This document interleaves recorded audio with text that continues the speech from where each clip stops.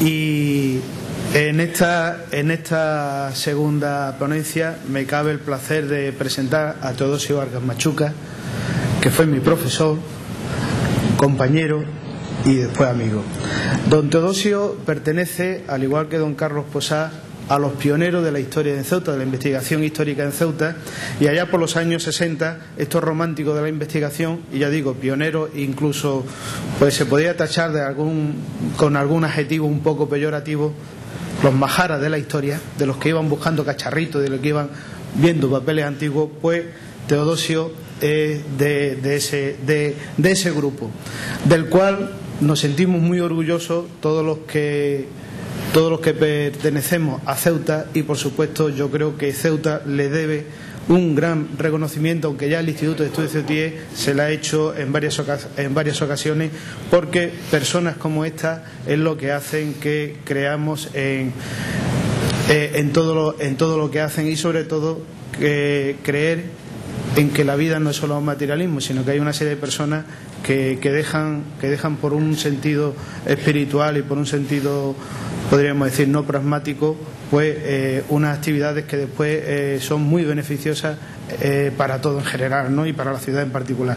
Don Teodosio, como ya he dicho, ha sido profesor, es un investigador tanto de la ciudad como también la otra rama que él ha investigado también, podríamos decir, las dos ramas que por empatía y sobre todo por afinidad y por cariño, tanto Ceuta como su patria chica como Jimena, es decir, que también es uno de los pioneros en la historia de Jimena. Yo, sin más, le voy a dar la palabra, y la ponencia va a versar sobre un personaje bastante interesante que fue don Francisco López Ballesteros, un personaje muy poco conocido en muchos ámbitos y por el público en general, pero con una gran trascendencia y del cual nos va a ilustrar, y creo que vamos a conocer algo más de este personaje. Don Teodosio, tiene usted la palabra. Buenas tardes. En primer lugar, agradecer a Manolo Cámara esta presentación tan cariñosa, tan afectiva, y que yo no quiero merecer tanto. Yo siempre me he dedicado a la enseñanza, a la investigación, pero no como un trabajo, un esfuerzo, sino como un hobby. Todavía sigo investigando, todavía sigo. Esta misma tarde he corregido algunas cosas del general Ballesteros, y quiero decir también que él ha sido un alumno ejemplar, un alumno ideal de los que a mí me ha gustado darle clase. Hay muchos, no solamente él, pero él es un destacado, porque él ha seguido siendo maestro, licenciado, doctor, profesor agregado de instituto y catedrático, director de instituto. No ha querido seguir la línea en la que yo me tuve que meter de inspector de educación. Pero creo que tenemos en Manolo un gran amigo y una gran promesa para la educación de nuestra ciudad. Con respecto al tema, es un tema que precisamente me atrae desde hace mucho tiempo. En el año 55, haciendo una marcha a pie con botas altas en 2 días desde el Sócar Babe de Niasán hasta Rifien, vi lo que era caer agotado sin poder dar un paso. Hoy ya veréis cómo estas tropas de general Ballesteros y el propio Ballesteros, me supongo alguna vez iría a caballo,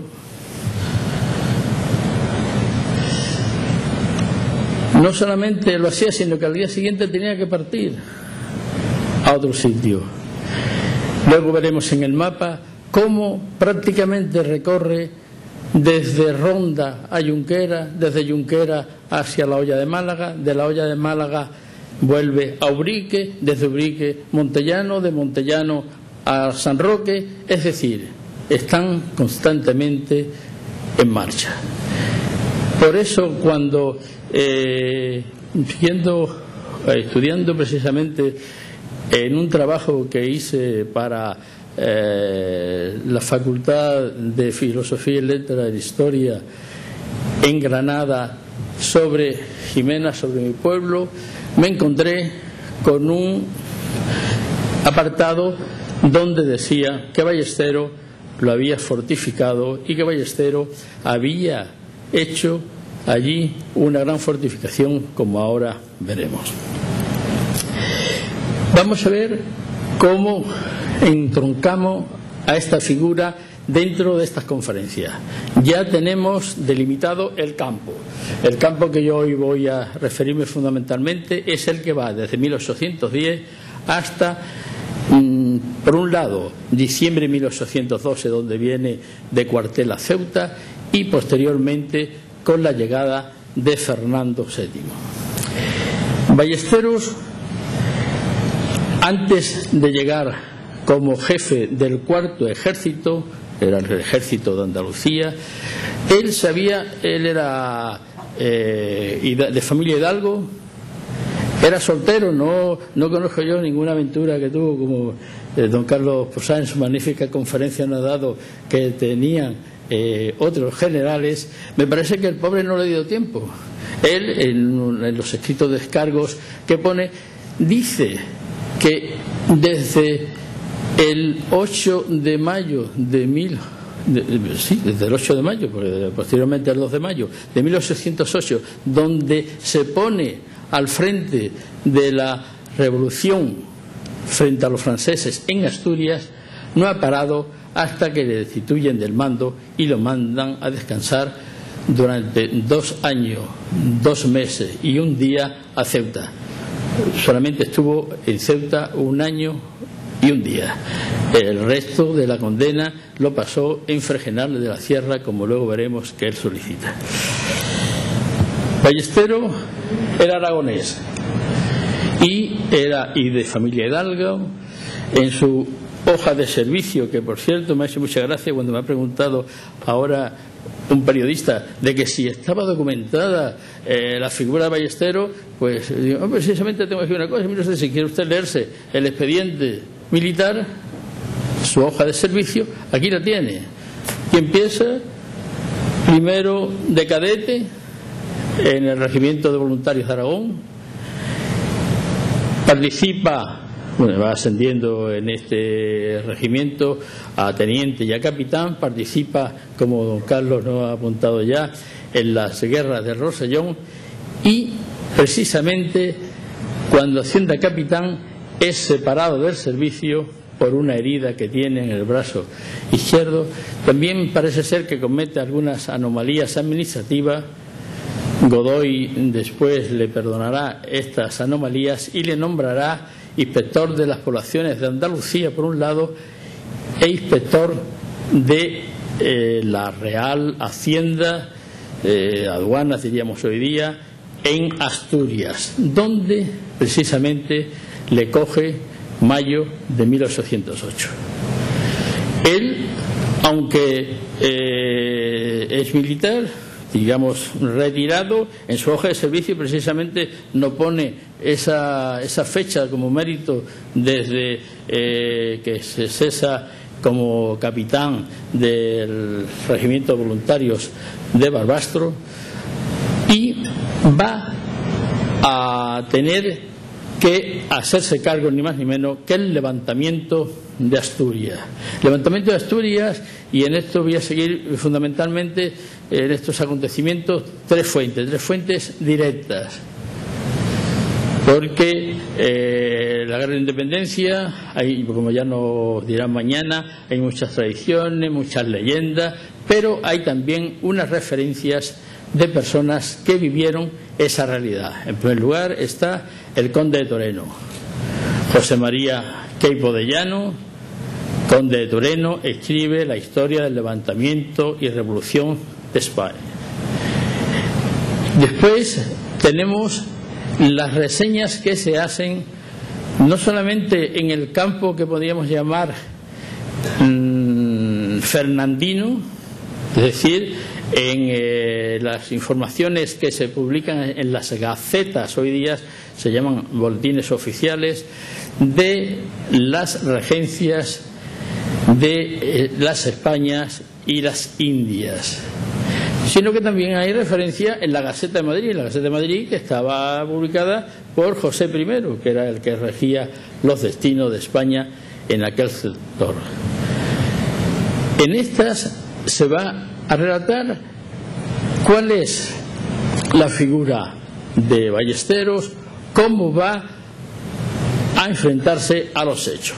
En primer lugar, en Asturias. En Asturias, Ballesteros no hace ni más ni menos que levantar lo que luego sería la mítica división asturiana. Él pone en pie de guerra, con el apoyo de la Junta de Asturias, que por cierto fue la primera que hace un pacto de alianza con los ingleses, que eran enemigos y nos habían ocupado el Perejil. Yo no estoy de acuerdo con lo que ha dicho ahí, que protesta el sultán de Marruecos solamente. España también protesta, lo que pasa es que no puede en esta época recobrar el Perejil. Perejil, ya nos ha dicho don Carlos, está 3 fragatas, hay una guarnición de 300 hombres y han hecho una batería de 16 cañones,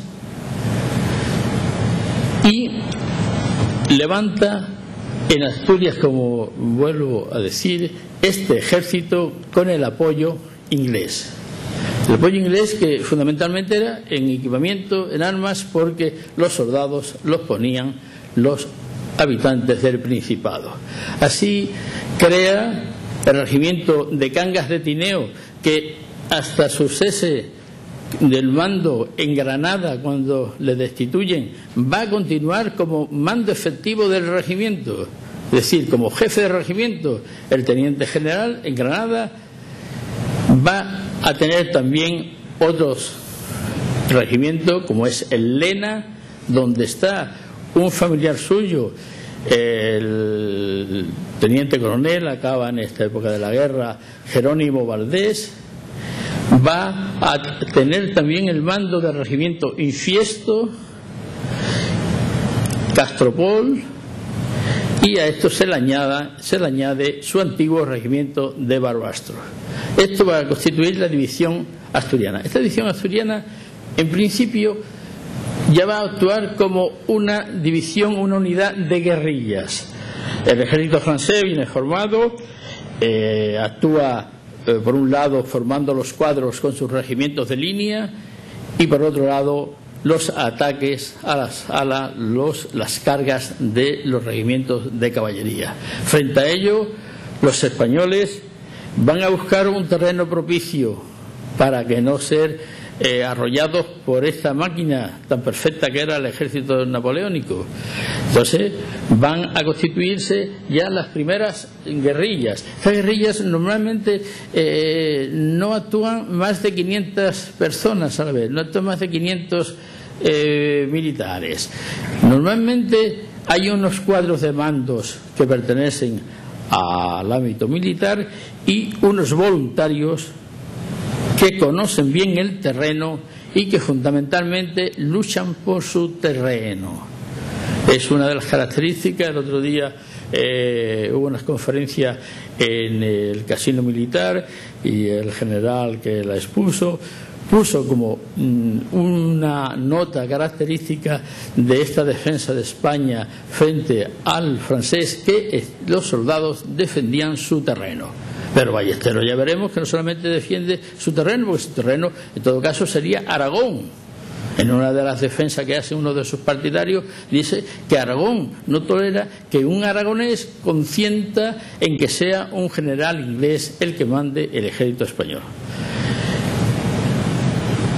Ballesteros en Asturias se apoya en el general Porlier. Porlier era un general guerrillero. La Gaceta de Madrid, Josefina le decía el marquesito, y llegan a tomar, o a no dejar que tomen Santander los franceses. Pero el ejército francés seguía avanzando y últimamente deciden retirarse. Ballesteros decide que no, que se va a quedar en el terreno, y luego a última hora embarca en el puerto de Santander y regresa a Asturias por mar. Bueno, dejamos esta etapa de Ballesteros de la división asturiana. La división asturiana después va a pasar a reforzar al ejército del Marqués de la Romana en Galicia. El ejército del Marqués de la Romana ya se ha acostado allí, había estado en Dinamarca, con la ayuda inglesa había podido embarcar y desembarcar en Galicia y recibe el apoyo del ejército. Entonces España queda dividida en nuestros ejércitos fundamentales: el ejército del centro, el ejército de la izquierda, que correspondía a la parte de Galicia y Extremadura, el ejército de la derecha, que correspondía a Cataluña, Aragón, Levante y Murcia, y el ejército del sur, que fundamentalmente está formada por las guarniciones procedentes del campo de Gibraltar. En Santander, él va a recibir el nombramiento de brigadier por la Junta Asturiana. Hay que hacer constar una característica en esta época, y es que muchos de estos militares, la carrera militar se iniciaba como la inició Ballesteros, de cadete en un regimiento, y de ahí iban ascendiendo en ocasión de vacantes. Pero ya los títulos superiores, después de coronel del regimiento, eran dados no tan complicado como hoy ya se hace, pero sí de una forma, podríamos llamar, entre comillas, política.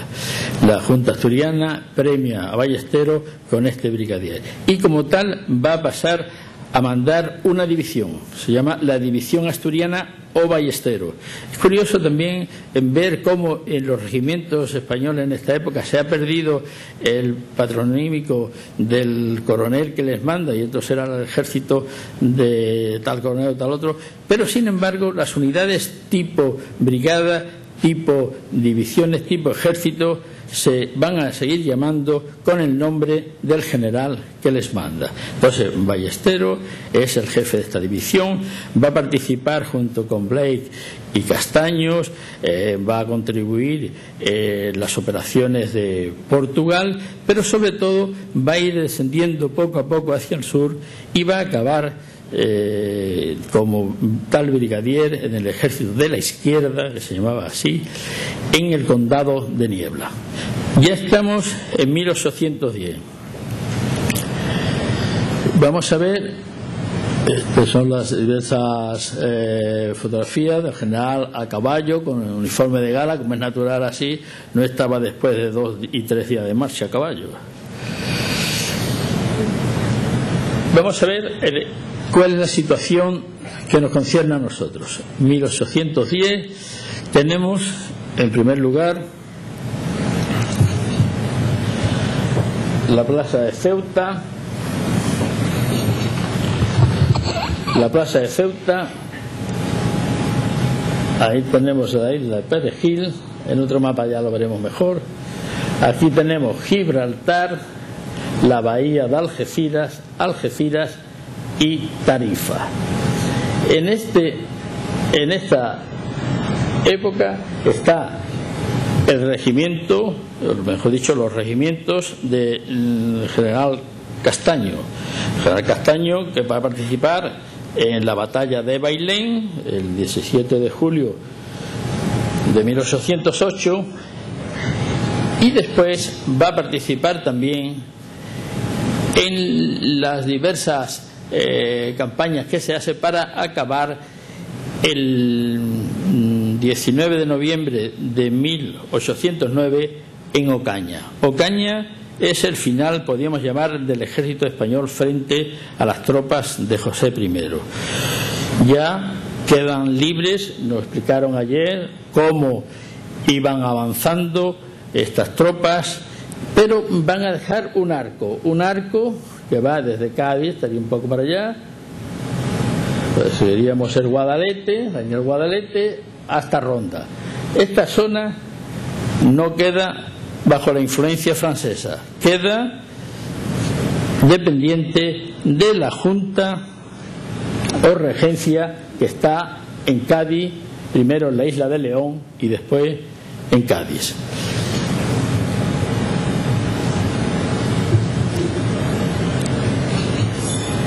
Mientras tanto, En el condado de Niebla, quedaría por aproximadamente hacia esa zona, no hay todavía una provincia llamada Huelva. Hay lo que se llama el obispado o arzobispado de Sevilla, que comprende las actuales provincias de Sevilla y Huelva. Allí es donde Ballesteros va a seguir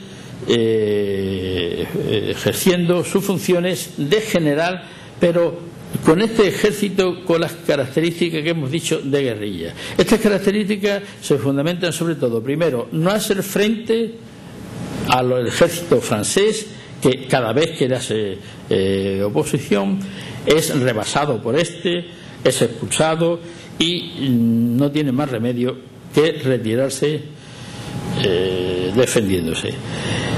Sin embargo, en Niebla, Ballesteros va a utilizar una combinación de esta práctica con el empleo de unidades rápidas y ligeras que ataca a los ejércitos franceses en marcha. Así, en la batalla, yo la primera vez que vi el letrero me digo, esto es un error, pero luego ya caí. En la batalla de los Castillejos, en Villanueva de los Castillejos, es un pueblecito que hay en el condado de Niebla, en Huelva, Ballesteros va a derrotar ni más ni menos que al general Gazan, lo que obliga a los franceses a replegarse hacia Sevilla. Esto va a tener su premio, lo mismo que le había premiado la Junta de Asturias brigadier, la regencia le va a premiar, él era ya mariscal de campo, le va a premiar con el título de teniente general.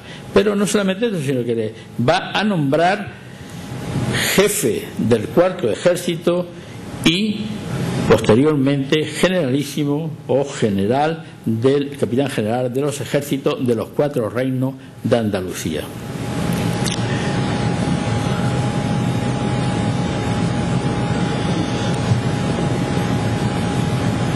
¿Qué comprendía este nombramiento? Comprendía una cosa muy curiosa, una cosa que tiene su importancia y no la tiene. Ya luego de esto nos hablará el señor Alarcón, y es que en Ceuta la guarnición al mando de su comandante general dependía directamente de la Secretaría de Guerra, Ministerio de Guerra en aquel momento. Pero al crearse el cuarto ejército se vincula el mando militar de Ceuta a Ballesteros de forma personal. Ballesteros no solamente es el jefe del cuarto ejército, sino que sigue siendo el comandante general de Ceuta, el comandante general del campo de Gibraltar, de la Serranía, y también una cosa muy curiosa, para no olvidar su antigua función de aduanero en Asturias, de subdelegado de Hacienda en el campo de Gibraltar, que también luego veremos en sus cargos cómo tiene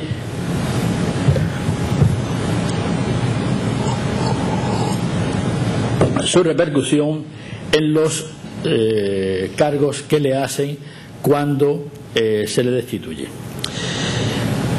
Ballesteros en Ceuta,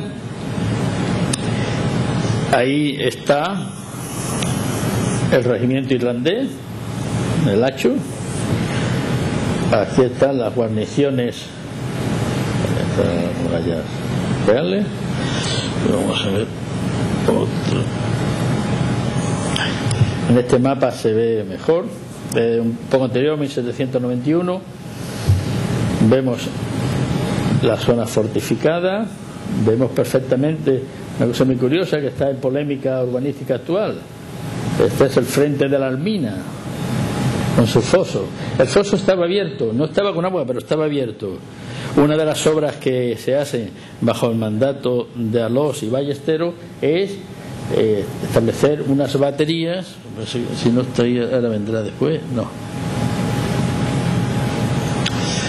Estas son unas baterías para cerrar el boquete de la Sardina y el espigón de embarque. Está en ese sitio. Por otro lado, Ballesteros manda en el campo de Gibraltar. Esta es una visión de la bahía de Gibraltar, de Algeciras, Pero, como veréis, corresponde a lo que don Carlos nos explicaba antes del último sitio. En el último sitio, efectivamente, ahí veremos la batalla gráficamente, es una batalla naval.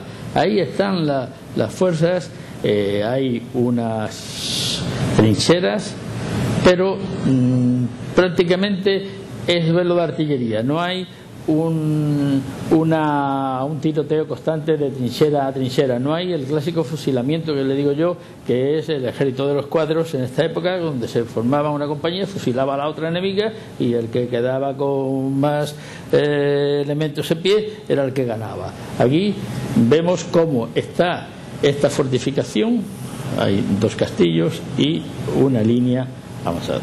Esta línea, precisamente, yo me creí que don Carlos iba a decirlo, pero si no, los ingleses tienen mucho cuidado en el momento en que son amigos de los españoles, de destruirla por una sencilla razón que ponen ellos, y los generales del campo de Gibraltar se lo creen.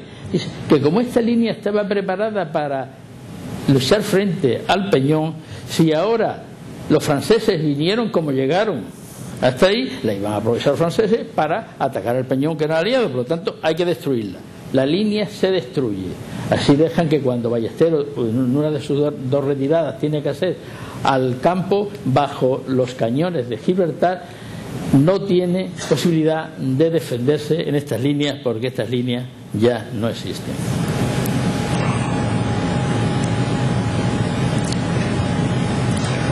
Ahí vemos la composición de una forma mejor. El alcance, como veis, de las baterías era limitado, no llegaba más. Ahí se ve mejor la línea del pueblo recibe el nombre precisamente de esta línea, y ahí las guarniciones del cerco de Gibraltar. Pero fundamentalmente quiero que veáis esto es la llamada Torre del Diablo. Ahí es donde se refugia prácticamente el ejército de Ballesteros, que en esta época, que es en diciembre del año 1811, está constituido prácticamente por los reclutas, porque él lo que hace es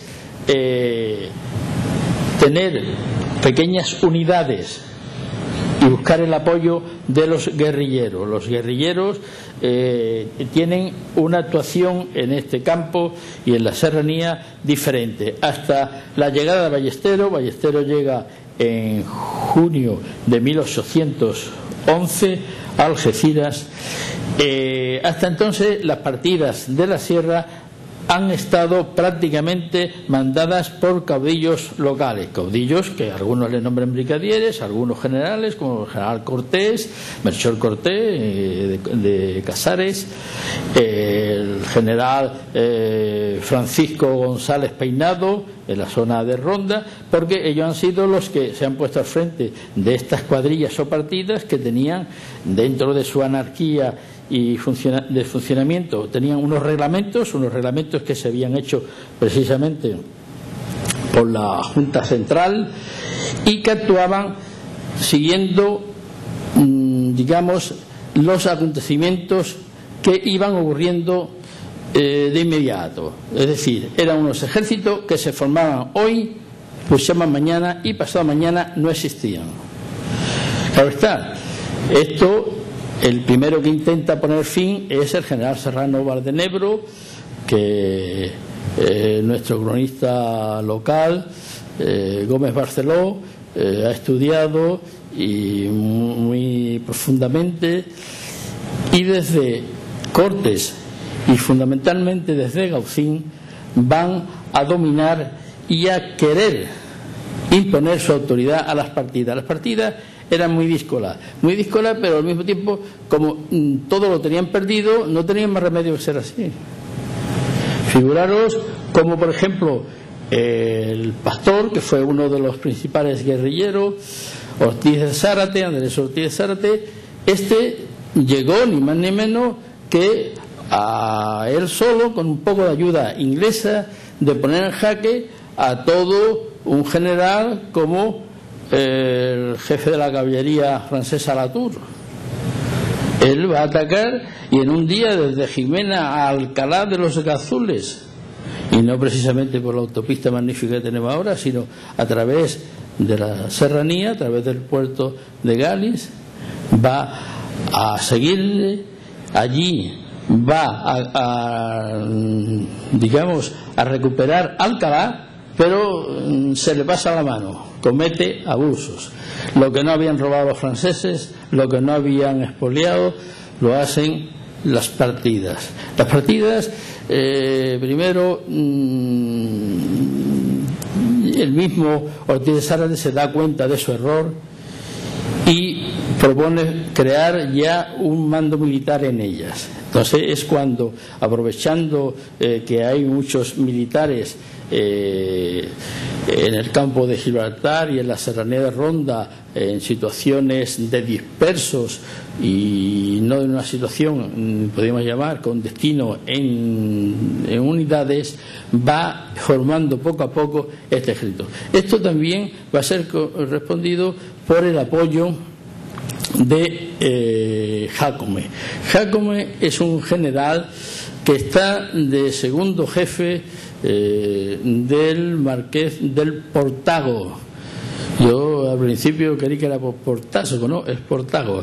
Este marqués estaba en esta época un poco enfermo y Jácome hace las veces de jefe interino, pero más bien él lo que hace es buscar el apoyo de Gibraltar. El apoyo de Gibraltar, sobre todo en cañones, para reforzar, como vemos ahora, las ciudades,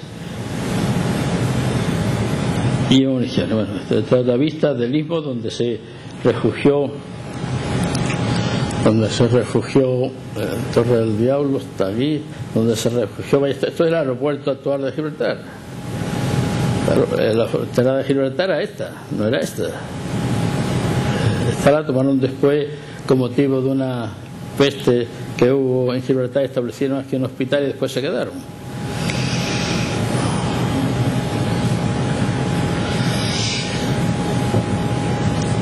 Cuando ya se ha terminado esta intervención de Serrano Bardenebro también fue muy discutido por las propias partidas, regresa o va a Cádiz, donde le van a encargar una especie de, digamos, de auditoría de guerra, y cuando viene Ballestero pone su cuartel general en Jimena de la Frontera. Ahí, este es mi pueblo. He querido un poco perdonarme que haya puesto la entrada del castillo, que precisamente hicieron un equipo de trabajo de la cátedra de topografía de la Escuela de Ingenieros Técnicos de Sevilla.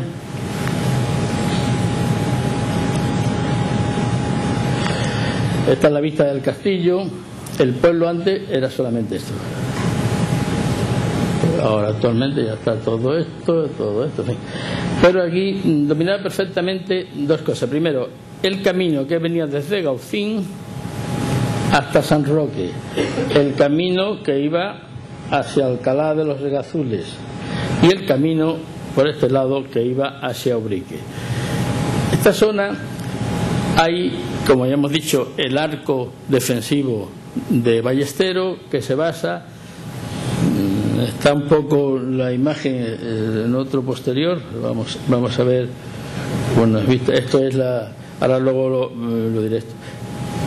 Es una vista aérea del castillo de Jimena. Esto es lo que era hacia 1980 que se hizo esta fotografía. Ballestero fundamentalmente allí va a fortificar. Primero lo inició Serrano Bardenebro, Lacy también dio normas para fortificarlas. La torre del homenaje se va a consolidar para asentar en ella artillería, y después se hacen estos dos murallones, lo vamos a ver ahora, y ahora veremos en la siguiente, ya se ve perfectamente está invertida en orden. Bueno, aquí tenemos el torreón del homenaje al castillo, las líneas de francotiradores, y se hace, esto era el palacio del administrador del duque de Medina Sidonia, que era el señor feudal, que todavía existía en esta época, y se hace esta fortificación artillada para proteger el acceso desde Ubrique y desde Gaucín. Ahí tenemos actualmente, se ve desde el palacio, la situación actual del castillo, está en reforma. Ahí vemos también las murallas, precisamente, toda esta parte es nueva, es la parte construida. Ahí arriba donde estaban las piezas de artillería. Ahí tenemos el parapeto, pues para fusileros, parapeto de fusileros para defender.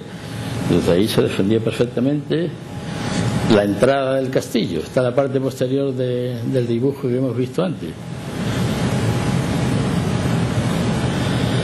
Defendía también el palacio. Estos son, ahí hay ruinas romanas y después hay cisternas, aljibes y almacenes de la época musulmana. El castillo en su origen es musulmán, es del siglo XIII.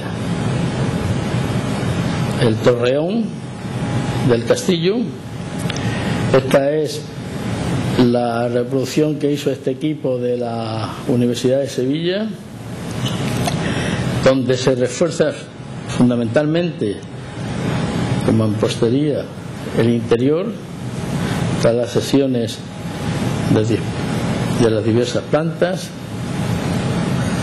Y ahí tenemos ya el mapa de operaciones de ballesteros y de los franceses en el campo de Gibraltar. Ballestero ha establecido una línea, Ballestero y sus antecesores también ya habían iniciado una línea que va desde Manilva, Casares, Jimena de la Frontera, después va a las casas del Castaño, el Pedregoso y Tarifa. Por el momento Pedregoso está ahí y Tarifa está ahí. Como veis, es una zona montañosa, es el actual Parque de los Alcornocales, y allí se le hace muy difícil a los franceses penetrar. ¿Por qué? Porque estas unidades pequeñas, vuelvo a repetir, basadas fundamentalmente en paisanos con el refuerzo de mandos militares, le atacan constantemente, pero de tal forma que no les permiten reacción. En el momento que reaccionan los franceses, desaparecen los atacantes. Los atacantes llegan al día siguiente al pueblo que esté más cercano, por ejemplo a Jimena, y se encuentran con que allí no hay nadie. Se encuentran con que en Jimena al día siguiente de este ataque, pues la población está 1.700 y pico de hombres entre el ejército y las partidas. Y se han ido a todos estos montes del Alcornocal, donde tienen puestos de mando provisionales construidos de corchos y de brezos. Es una cosa muy curiosa. Yo de pequeño he visto todavía este tipo de construcciones, la típica de los carboneros, que era un chozo de brezos cubierto un poco de muro de defensa, pero de 1 metro aproximadamente, un palo central, y sobre ello iban en el tablado de brezos. Y de corchos también, en los faenas de descorches, que es la típica actividad forestal de esta zona, los trabajadores van de 15 en 15 días y montan lo que ellos llaman unos atos o jatos. En estos atos se hacen una especie de pequeñas cuartitos de corcho que son aislantes tanto del calor como del frío, y allí tienen sus camas, sus camastros, y al lado tienen su cocina para comer. Y todavía estas cuadrillas de corcho llevan costos para 15 días. Hoy día ya no, porque hoy día hay casi todos pistas forestales y van en sus coches o en sus motos y duermen todos los días en su casa. Pero en esta época las partidas obraban igual, o sea, se iban 15 días y allí estaban. Si por ese desfiladero o ese camino pasaban los franceses, pues sus a ellos y a retirarnos y que no nos vean.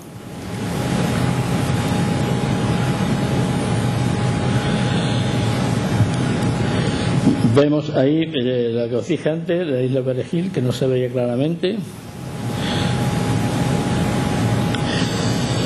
En el Hacho, ahí tenemos un mapa de catastral del Hacho, precisamente de esta época.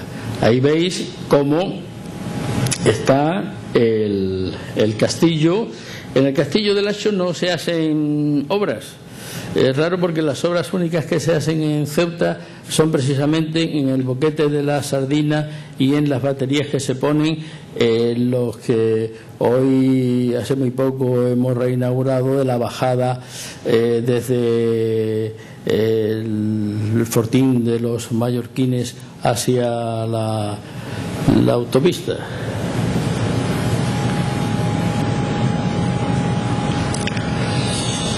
Vemos ahí en el mapa Gibraltar,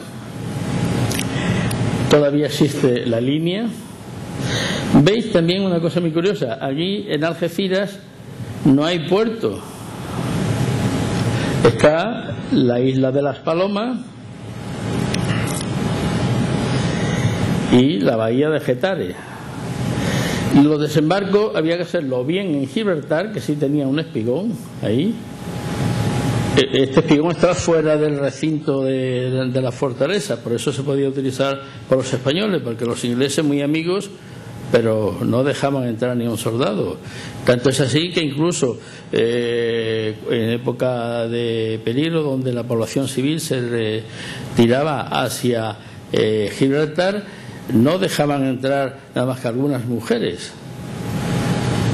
Le daban alguna ayuda.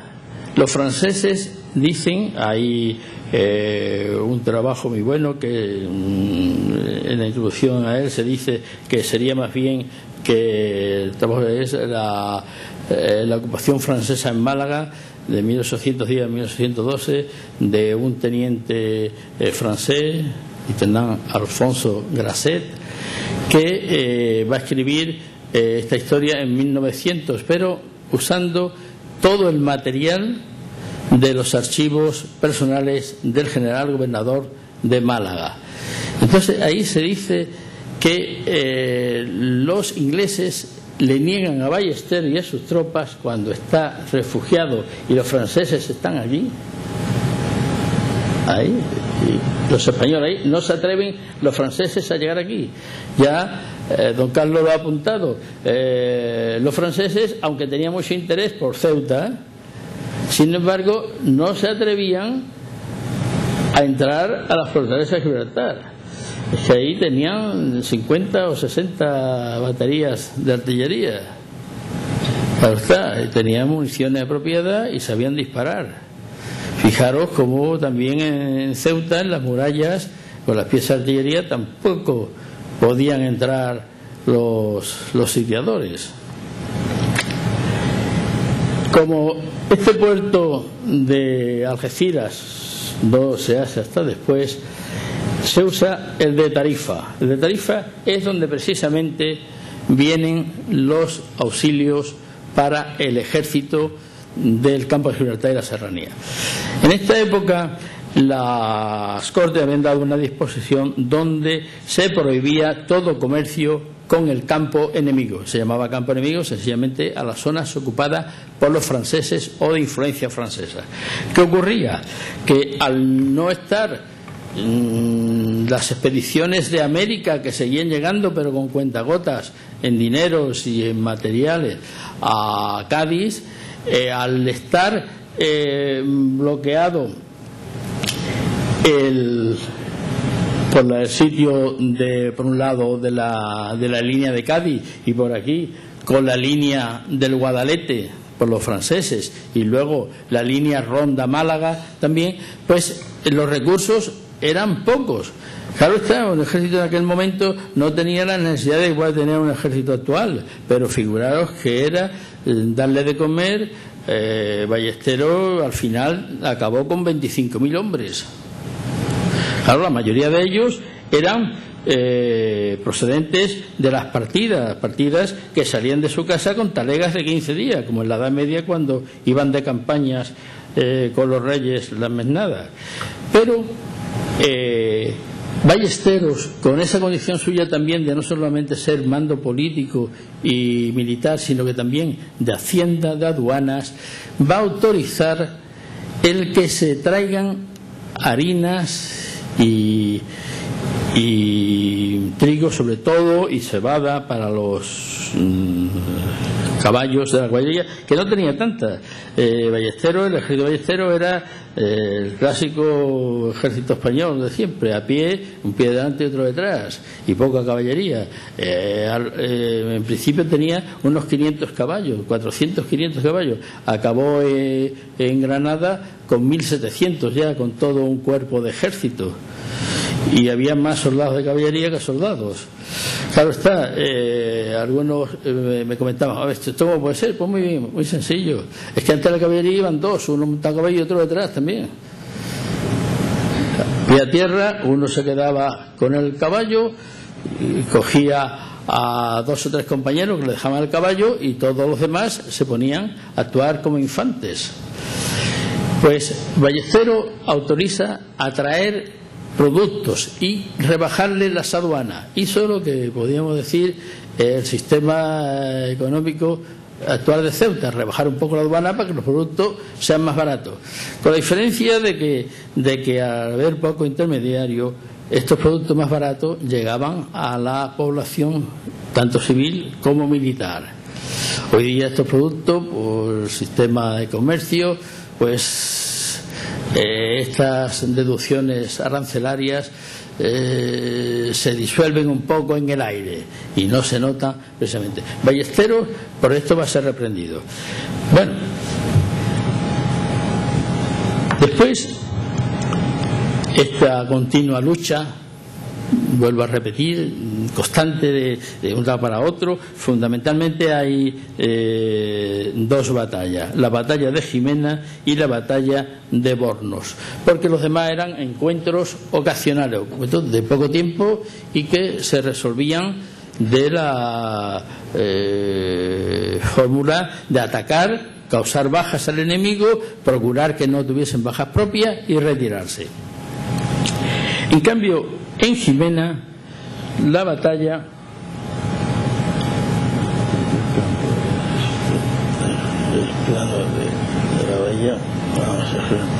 es que está un poco montada, como os dije antes. Este es el boquete de la sardina, las obras que se hacen para la batería, la bajada al embarcadero que había en Ceuta en aquel momento, y ahí tenemos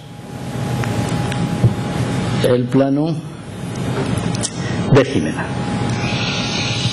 Lo de Jimena se va a plantear en esas sucesivas entradas que van a ser los franceses y que llegan hasta San Roque o hasta las murallas de Tarifa por otro lado, o hasta ocupando los mismos Algeciras y refugiándose la población en las Islas de las Palomas.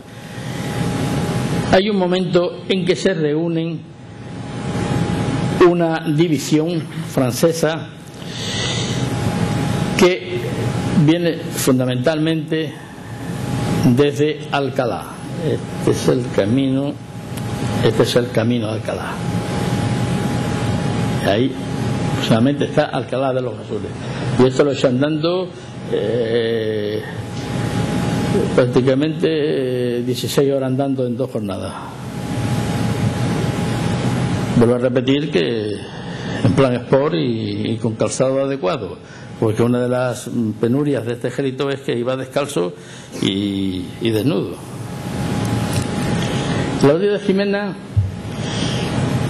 Desde Alcalá, Ballesteros ha intentado ocupar Alcalá, que está en posición francesa, se retira hacia Jimena, los franceses van ahí, y ahí precisamente en esta zona, en la garganta de Gamero, que es rica y en la garganta, y en la loma de la Peña de Juana Sánchez, se enfrentan los dos ejércitos. Ya Ballesteros lleva sus 3 divisiones completas, prácticamente va a llevar unos 7.000 hombres frente a un cuerpo de ejército francés.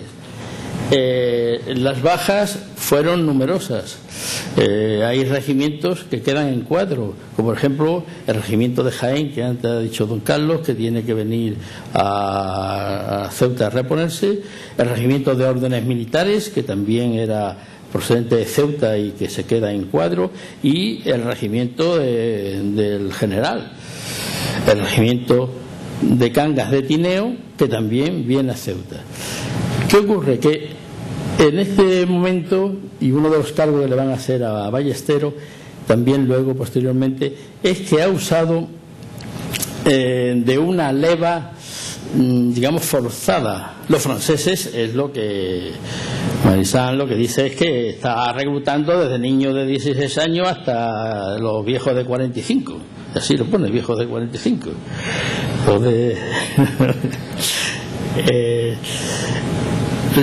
Entonces, también ocurre que el ejército español que había sido derrotado en Ocaña, se queda prácticamente cada uno por su cuenta. Son los dispersos. Estos dispersos se recogen también, y la regencia da una orden que estos dispersos, si son desertores, se manden a Ceuta, donde por su sistema especial de prisión militar, prisión en el doble sentido, tanto de prisión militar como de prisión como guarnición de tropas, van a cubrir, pues se le ofrecen, o te quedas aquí prisionero o vuelve a ser soldado en estos regimientos.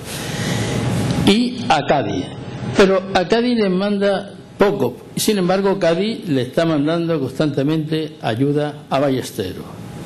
Cádiz le había mandado a Copons con su división. Cádiz había mandado equipamiento para los regimientos de Ballesteros, de la división de Algeciras, que la mandaba Vejines de los Ríos. Cádiz había intentado mandarle artillería para las fortificaciones de Jimena, Castellar y Gaucín, pero no había podido cumplir esta orden, y desde Ceuta se le mandan también fusiles, ya lo dirá luego José Antonio, se le mandan también algunos cañones, y se recupera.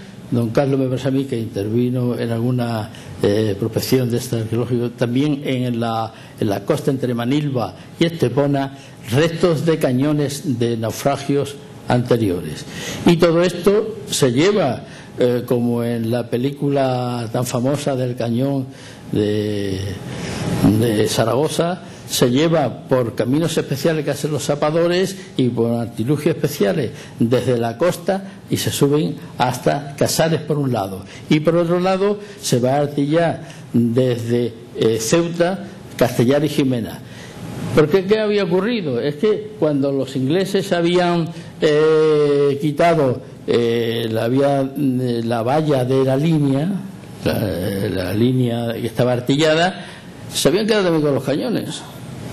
Se había retirado algunos a Jimena de la Frontera. En Jimena de la Frontera existía una fábrica que se había hecho no de cañones, de bombas. De bomba era la munición que disparaban estos cañones. Se habían hecho en la época de Gálvez. Se había hecho, por un lado, para el último sitio de Gibraltar, y por otro lado para América, pero se había abandonado, y en esta ocasión allí se recogen lo poco que existía de estas antiguas instalaciones, porque vuelvo a repetir, únicamente se dejaron artillados algunos castillos en la zona del estrecho, en Algeciras, es decir, el Tormo y demás. Los demás, los ingleses lo habían quitado diciendo que era un peligro porque iban a venir los franceses, se lo iban a llevar y le iban a disparar a todos, ¿no? A ellos que estaban en Gibraltar. Bueno, ya estamos. Bueno, entonces vamos a ver terminando. Luego la batalla de Bornos también sufrió otro ataque de Ballesteros con todas sus divisiones, y aunque quedó en tablas porque causó muchas bajas a las divisiones francesas, sin embargo se quedó prácticamente en cuadro. Después, en el 1812, Ballesteros, que ya se ha acabado, se ha retirado después del levantamiento del sitio de Tarifa y del levantamiento del sitio del Amparo del Cañón, en el año 13, fundamentalmente, Ballesteros toma La Hoya y Málaga, ataca a la fuerza francesa en retirada y acaba en Granada. Entonces, estando en Granada, recibe órdenes de apoyar al ejército del Levante y trasladar su ejército a Alcaraz. Pero esto coincide con el nombramiento de Lord Wellington, duque de Ciudad Rodrigo y señor del Soto de Roma, es un antiguo señorío que existe cerca de Granada, para el mando del ejército. Hay una gran oposición por Ballesteros, le apoyan algunos generales, otros no. Por ejemplo, el príncipe de Anglona apoya a la regencia, se opone, incluso luego, como don Carlos Posada también en otro artículo va a decir que arresta a Ballesteros. En realidad el que arresta a Ballesteros es Virué. Virué era el segundo en el mando de la división del príncipe de Anglona. El príncipe de Anglona es un príncipe, el hijo del conde de Osuna. En el retrato que tiene Goya de la familia de este duque es el pequeñito que tiene una cara angelical y que luego resultó un general bastante violento. Manda a la regencia Ballesteros un escrito. La regencia le responde con otro diciéndole que entregue el mando del cuarto ejército, que sigue firme el nombramiento de Lord Wellington, aunque supeditado a la autorización del príncipe regente de Inglaterra. Y Ballesteros vuelve a protestar cuando le traen con su ayudante Manuel de la Lastra. No viene Jerónimo Valdés con él en este momento. Llega a Ceuta por fin y allí recibe los cargos de la regencia y él les contesta. Voy a resumir los cargos fundamentales que se le hacen. El primero, desobediencia al ataque de la línea del sitio de Cádiz.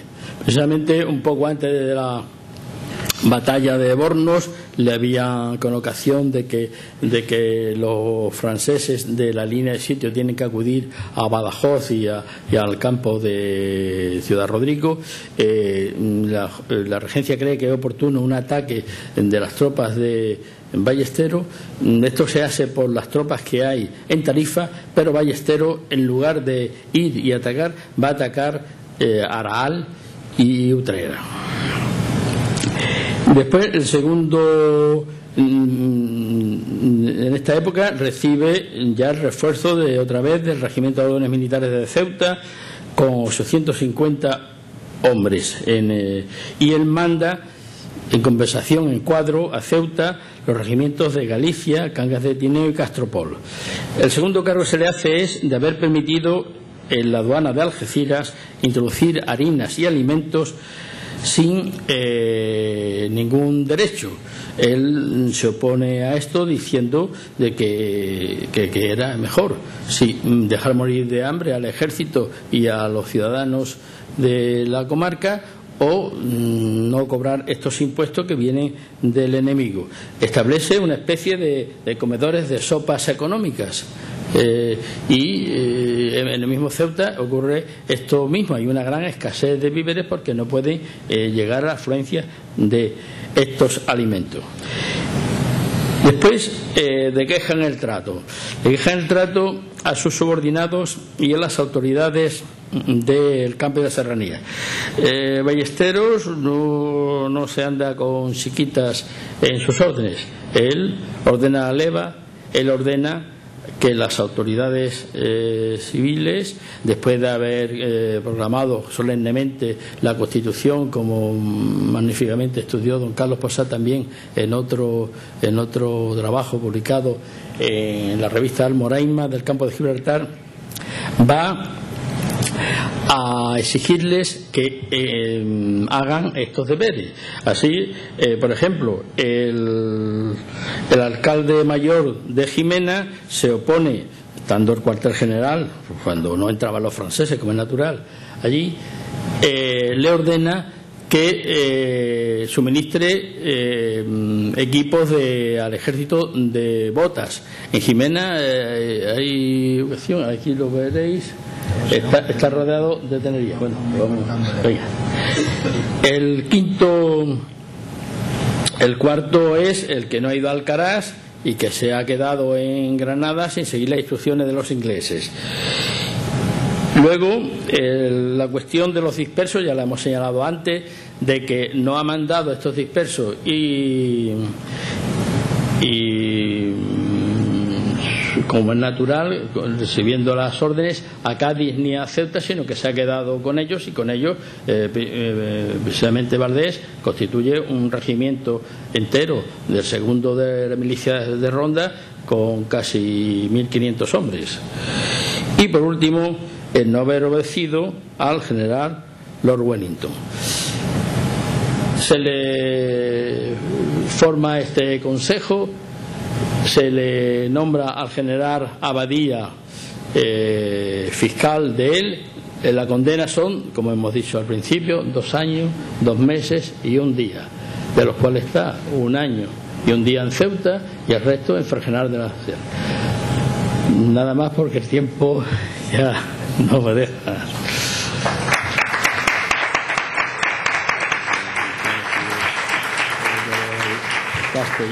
Muchas gracias, Teodosio, por esta interesante conferencia y visión de este personaje que me imagino que a muchos de los presentes pues le va a picar la curiosidad e indagar un poco en profundidad de este personaje que ya digo que es desconocido en la guerra de independencia y en la historia general de España. Y sin más, pues vamos a pasar al turno de preguntas por parte del público. A ver quién quiere hacer una pregunta o quiere complementar un poco la explicación que ha efectuado el profesor Teodosio.